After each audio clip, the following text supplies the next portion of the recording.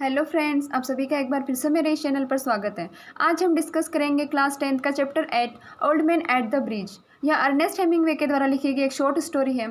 Ernest Hemingway अपने time के एक बहुत ही फेमस राइटर थे और वो शॉर्ट स्टोरीज और नॉवेल्स लिखा करते थे। उन्हें 1954 में नोबेल प्राइज़ से भी नवाजा गया है। और आज हम जो स्टोरी डिस्कस कर रहे हैं वह एक स्पेनिश सिविल वॉर के बारे में है। तो चलिए शुरू करते हैं स्टोरी के बारे में पढ़ना। Old man at the bridge. An old man with steel-rimmed spectacle and very dusty clothes sat by the side of the road.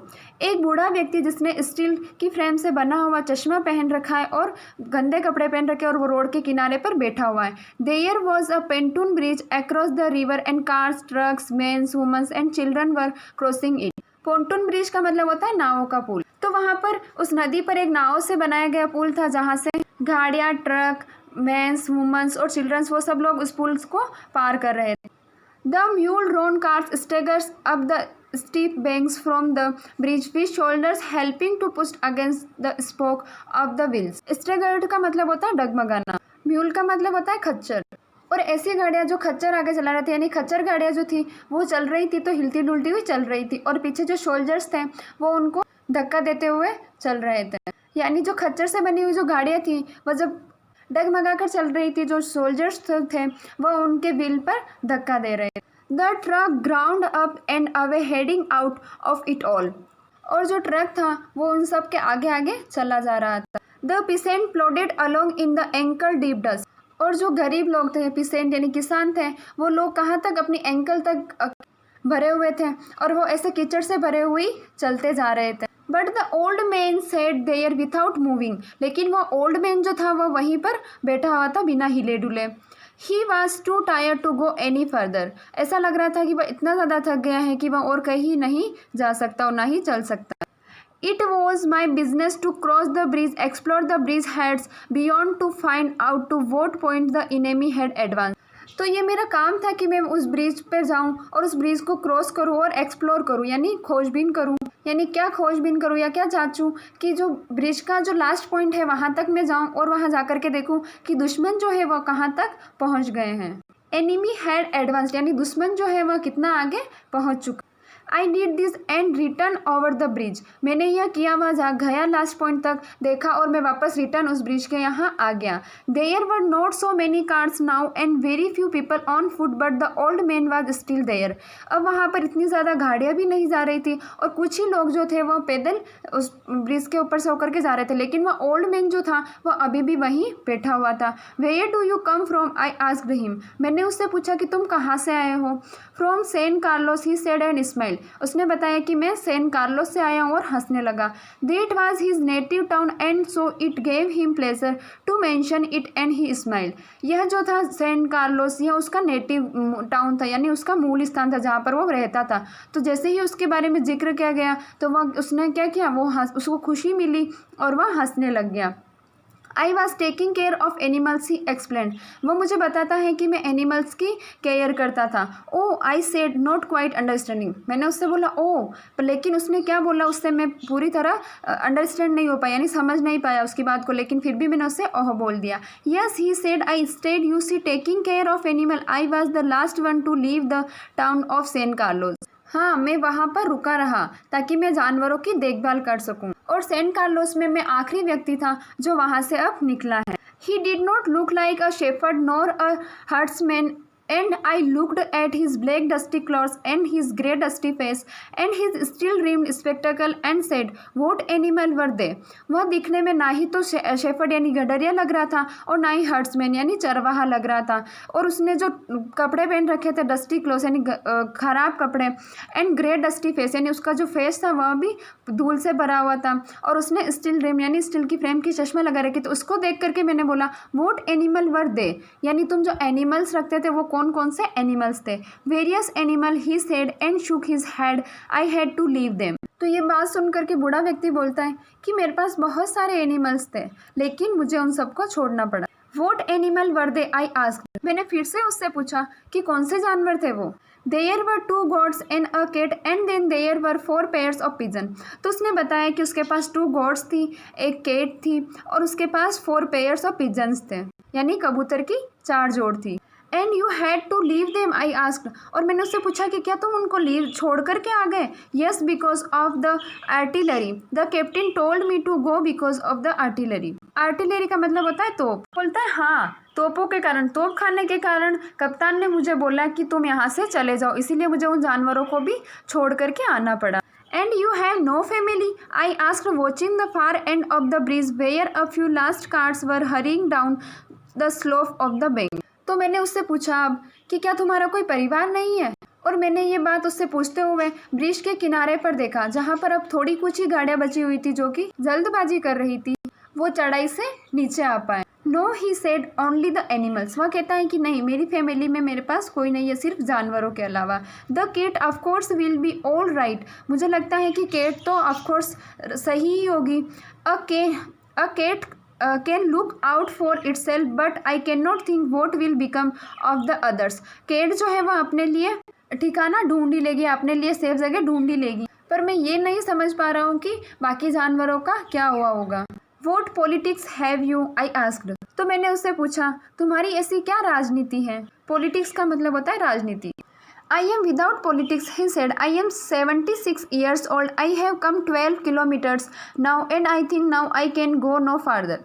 तो उस ऑफिसर ने उस बूढ़े व्यक्ति से क्या पूछा कि तुम्हारी क्या राजनीति है? तो उस बूढ़े व्यक्ति ने क्या बोला कि मेरी तो कोई भी राजनीति नहीं है, मैं तो 76 साल का हूँ, यानी 76 years का हूँ, और मैं अब 12 किलोमीटर दूर आ गया हूँ, और अब मुझे लगता है कि मैं इससे आगे और नहीं बढ़ पाऊँगा या फिर नहीं चल पाऊँगा। This is not a good place to stop I said, if you can make it there are trucks up the roads where it falls and Tortosa. तो ऑफिसर उस ओल्ड मैन से बोलता है यह जो जगह है वो तुम्हारे रुकने के लिए अच्छी नहीं है, और अगर तुम थोड़ा और आगे बढ़ पाओ तो आगे जाके कुछ ट्रक्स है जो कि डिवाइड हो रहे हैं और वो टोटोसा जा रहे हैं। I will wait a while he said and then I will go where do the truck go. तो बूढ़ा व्यक्ति उस ऑफिसर को बोलता है मैं थोड़ी देर यहाँ वेट करूँगा और उसके बाद मैं यहाँ से चला जाऊँगा, लेकिन मुझे ये बताओ कि खैर वो ट्रक जो है वो कहाँ जा रही है? Towards Barcelona I told him, तो मैंने उसको बताया कि वह जो ट्रक है वह बार्सिलोना की तरफ जा रहे हैं। I know of no one in that direction he said but thank you very much, thank you again very much. तो वो बूढ़ा व्यक्ति वापस क्या बोलता है कि मैं उस दिशा में किसी को जानता तो नहीं, लेकिन आपका बहुत बहुत धन्यवाद। He looked at me very blankly and tiredly he said then said having to share his worry with someone that cat will be all right. उसने मेरे को बिल्कुल ही ब्लैंकली देखा, यानी उसके चेहरे पर कोई भी भाव नहीं था, तो उसने मेरे को बिल्कुल ही भाव शून्य की नज़र से देखा और टायरली यानी थकी हुई आंखों से। वो उसको इस तरह से क्यों देख रहा था? क्योंकि उसकी जो वरीड थी यानी चिंता थी वह उसको किसी को तो बतानी थी, और उसकी क्या चिंता थी कि बिल्ली जो है वहाँ तो मुझे भरोसा है कि वहाँ ठीक ही होगी। I am sure there is no need to be unique quite about the cat but the others now what do you think about the others. तो बूढ़ा व्यक्ति क्या बोलता है कि वह बिल्ली जो है वहाँ तो मुझे पूरा भरोसा है कि वह ठीक ही होगी, लेकिन उसके बारे में तो चिंता करने की मुझे कोई ज़रूरत ही नहीं है। पर दूसरे और जो जानवर थे, तुम्हें क्या लगता है कि दूसरे और जो जानवर थे उनका क्या हुआ होगा? Why they will tell probably come through it all right. तो ऑफिसर बोलते हैं कि शायद मुझे लगता है कि वो भी बिल्कुल ठीक ठाक होंगे। You think so? ये सुन के वो बूढ़ा व्यक्ति बोलता है क्या तुम्हें सच में ऐसा लगता है? Why not I said watching the far banks where now there were no card. क्यों नहीं? वह उसने पुल के किनारे की तरफ देखा और वहाँ उसने देखा कि अब और कोई भी गाड़ी नहीं जा रही थी, और उसने बोला कि क्यों नहीं, उन जानवरों का तो कुछ न कुछ हो ही गया होगा।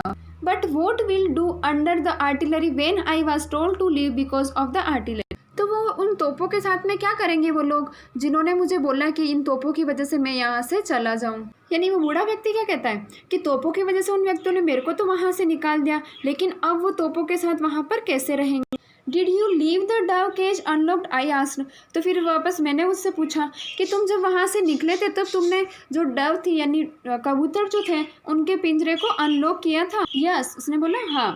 Then they will fly. तो फिर मैंने बोला अगर आपने वो खोल दिया है पिंजरा तो वो उड़ जाएंगे। Yes certainly they will fly but the others it's better not to think about the others he said. तो बूढ़ा व्यक्ति बोलता है हाँ वो तो ज़रूर उड़ गए होंगे, लेकिन दूसरों का क्या होगा? मेरे को दूसरों के बारे में नहीं सोचना चाहिए। If you are rested I would go, I urge get up and try to walk now. अगर आपका आराम हो गया हो, आपका रेस्ट हो गया हो तो अब मुझे जाना चाहिए। आप खड़े हो जाओ और आप भी धीरे धीरे चलना शुरू करो। ये बात किसने बोली? उस ऑफिसर ने उस ओल्ड मैन से बोली। Thank you, he said and got to his feet, swayed from the side to side and then sat down backwards in the dust. तो बूढ़ा व्यक्ति ने क्या बोला? Thank you. और वह खड़ा हुआ और बिल्कुल ही थोड़ा इधर उधर घूमा और फिर वापस से जाकर के और धूल के पीछे बैठ गया। I was only taking care of animals, he said dully, but no longer to me. I was only taking care of animals. और वो धूल में बैठा और उसने क्या बोला? वो अकेला ही बैठा बैठा खुद से ही बातें करा जा रहा था और बार बार बोला जा रहा था, मैं तो सिर्फ जानवरों की ही देखभाल कर रहा हूँ, मैं तो सिर्फ जानवरों का ध्यान दे रहा था। There was nothing to do about him. यानी उस व्यक्ति के बारे में अब कुछ भी नहीं किया जा सकता था। It was Easter Sunday and the fascists were advancing towards the Ebro. एब्रो एक नदी का नाम है। एडवांसिंग यानी आगे बढ़ रहे थे। और वह एक संडे का दिन था और फासिस्ट लोगों का एक ग्रुप था जो कि एब्रो नदी से के किनारे से होकर के आगे की तरफ बढ़ रहा था। It was a grey overcast day with a low ceiling so their planes were not up.